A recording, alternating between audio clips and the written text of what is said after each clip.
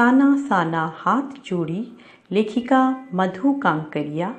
प्रश्न अभ्यास। सितारों की रोशनी में नहाया गंतोक लेखिका को किस तरह सम्मोहित कर रहा था? इसका उत्तर है, झिलमिलाते सितारों की रोशनी में गंतोक की सुंदरता लेखिका को इस प्रकार आकर्षित कर रही थी कि वह इस सुंदरता को देखकर आश्चर्यचकित हो गई। इस सुंदरता ने उस पर ऐसा जादू कर दिया था कि वह अपनी सुध-बुध खो बैठी। उसे इस सुंदरता के आगे सब कुछ अर्थहीन सा लग रहा। गंतोक को मेहनतकश बादशाहों का शहर क्यों कहा गया है?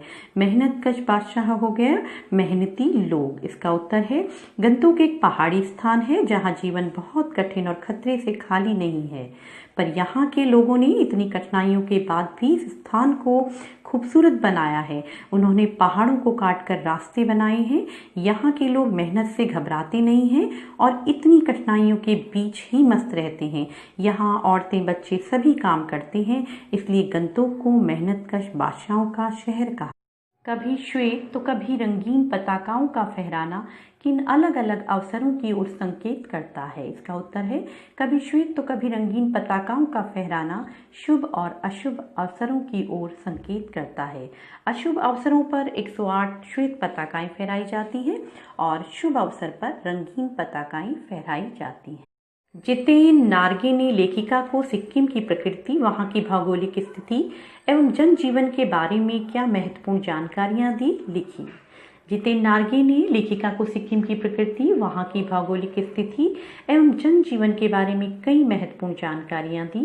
जितेन ने बताया कि पहाड़ी इलाका होने के कारण यहाँ के रास्ते दुर्गम हैं। यहाँ बच्चे स्कूल से आने के बाद घर के कार्यों में माता पिता की मदद करते हैं। सिक्किम में अधिकांश लोग बौद्ध धर्म को मानते हैं और यदि किसी बुद्धिस्ट की मृत्यु हो जाए तो उसकी आत्मा की शांति के लिए 108 श्वेत पताकाएं फहराई जाती हैं तथा शुभ अवसरों पर ये लोग रंगीन पताकाएं फहराते हैं। यहाँ के लोग बहुत परिश्रमी होते हैं और यहाँ की स्त्रियों का परंपरागत परिधान बोकू है। स्टॉक में घूमते हुए चक्र को देखकर लेखिका को पूरे भारत की आत्मा एक सी क्यों दिखाई दी?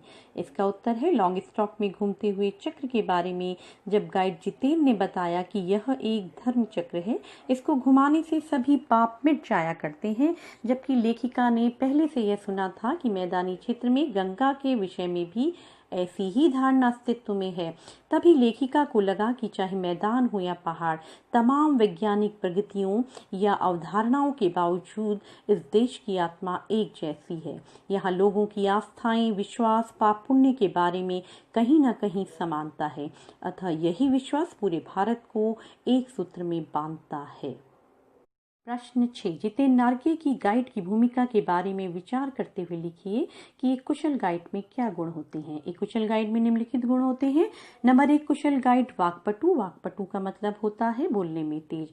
व्यवहार कुशल और विनम्र होता है, उसे अपने क्षेत्र की भौगोलिक जानकारी होती है। नंबर 2, कुशल गाइड मृदुभाषी और सहनशील होता है। वह साहसी और उत्साही होता है जो खतरों का सामना करने से डरता नहीं। नंबर 3, एक कुशल गाइड ड्राइवर भी होता है ताकि आवश्यकता पड़ने पर गाड़ी भी चला सके। उसे अपने क्षेत्र की ऐतिहासिक जानकारी होती है।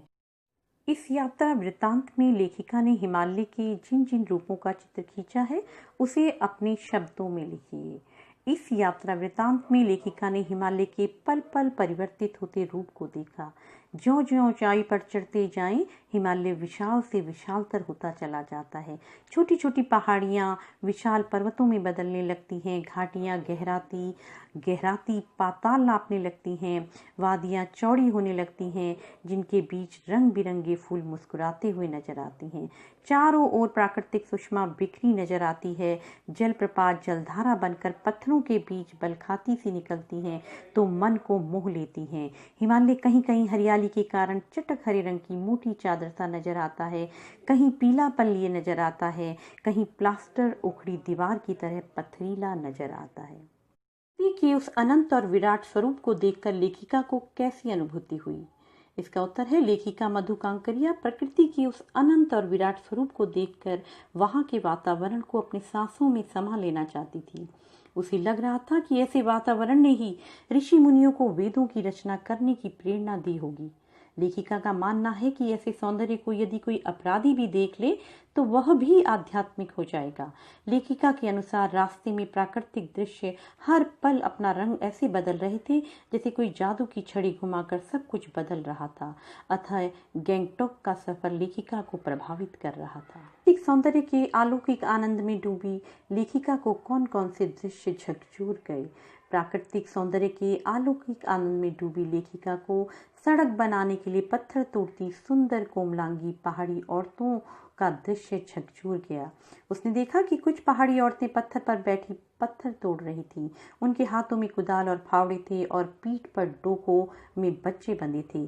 यह विचार उसके मन को बार बार झकझोर रहा था कि इतनी प्राकृतिक सुंदरता के बीच भूख, मौत, दैन्य और जिजीविषा के बीच जंग जारी है। प्रश्न है, सैलानियों को प्रकृति की अलौकिक छटा का अनुभव करवाने में किन किन लोगों का योगदान होता है, उल्लेख करें। इसका उत्तर है, इसमें अनेक लोगों का योगदान होता है, जैसे खाद्य वस्तुएं एवं अन्य सुरक्षा के उपकरण बेचने वालों का, जो पर्यटकों की क्षुधा शांत करने के अलावा स्वादानुभूति करवाते हैं। नंबर 2, कैमरा, जूते, छड़ी, दूरबीन आदि किराए पर उपलब्ध करवाने वालों का, जो पर्यटकों की यात्रा को यादगार बनाते हैं। नंबर 3, वाहन चालक और परिचालकों का, जो पर्यटकों को मनोरम स्थानों पर ले जाते हैं। नंबर 4, गाइड का, जो पर्यटकों को विभिन्न जानकारियां देकर ज्ञानवर्धन एवं मनोरंजन करते हैं। नंबर 5, सड़क बनाने, बोझा ढोने वाले मजदूरों का, जिनकी मदद से उन दुर्गम स्थानों पर पहुंचा जाता है। 11, कितना कम लेकर ये समाज को कितना अधिक वापस लौटा देती हैं। इस कथन के आधार पर स्पष्ट करें कि आम जनता का देश की आर्थिक प्रगति में क्या योगदान है।